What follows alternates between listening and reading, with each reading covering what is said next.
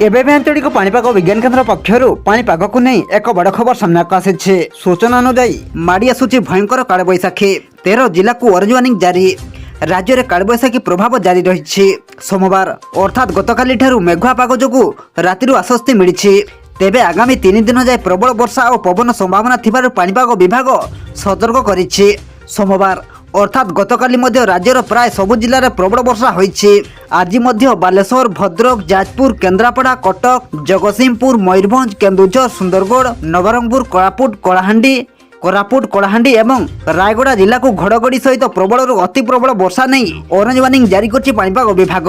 तेबे आसंतु आजिर पाणीपाग विस्तृत खबर पर नजर पकाइबा, किंतु ता पूर्वरु भिडियो को गोटे लाइक करंतु एवं भिडियोटी को आपण मानक सांगसाथी मानक बहु मात्रा रे शेयर करंतु।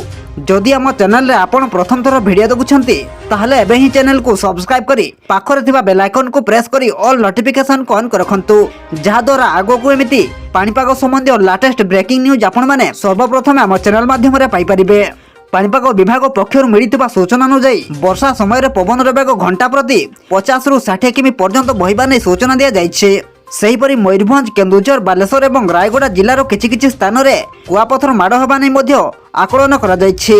एथिसह पुरी, खर्दा, नयागढ़, गंजाम, गजपति, झारसुगुड़ा, बरगढ़, संबलपुर, देवगढ़, अनुगुल, ढेंकानाल, सोनपुर, बौद्ध, कंधमाल, नुआपड़ा, बलांगीर और मालकानगिरी जिले में वर्षा पवन पर येलो वार्निंग दिया जाइछे। मंगलवार अर्थात आज सुंदरगढ़, संबलपुर, देवगढ़, मयूरभंज, केन्दुझर, बालेश्वर एवं झारसुगुड़ा जिला को घड़घड़ी सहित प्रबल अति प्रबल वर्षा नहीं ऑरेंज वार्निंग जारी करछि पाणीपाग विभाग। आसंता 9 तारिख पर्यंत राज्यर वर्षा हेबाकु थिबा बेले 3 दिन पर्यंत वर्षार परिमाण अधिक रहिबो बोली पाणीपाग विभाग पक्षरु सूचना दिया जाइछे।